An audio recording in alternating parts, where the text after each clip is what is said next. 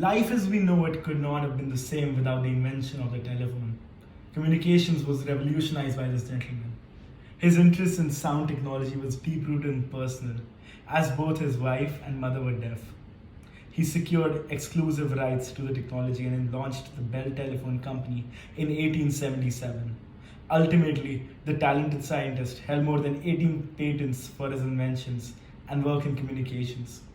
Born in Scotland, his early education consisted of homeschooling.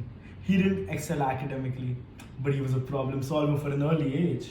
At the age of 12, a young boy named Alexander invented a device with rotating paddles and nail brushes that could quickly remove husks from wheat grains and which led to an improvement in the farming process. At the age of 16, he began studying the mechanics of speech. He went on to attend the Royal High School and the University of Edinburgh. In 1870, along with his family, he moved to Canada, and the following year, he settled in the United States of America. In 1871, he started working on the transmitting human voice over wires and converting electricity into sound. By 1877, the telephone company, which we know today as AT&T, was found. Later in his life, he became fascinated with flight and began exploring possibilities for flying machines and devices.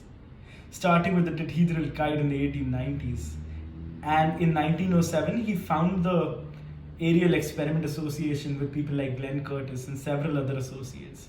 And this group was responsible for developing several flying machines in Canada, including the Silver Dart. This great man once said, "A man, as a general rule, owes very little to what he is born with. A man is what he makes of himself." Those are the words he lives by and gained major successes in his life, and making a significant difference in the history of communication and flight throughout his life. We can all face our weaknesses and overcome them by doing something great, or give in to them and do nothing but be sad all our lives. We wouldn't have been able to pick up our phones and call our loved ones so easily. You are a great inspiration, and it is an honor to have you amongst us today. Without any further ado, please put your hands together for the legendary Alexander Graham Bell.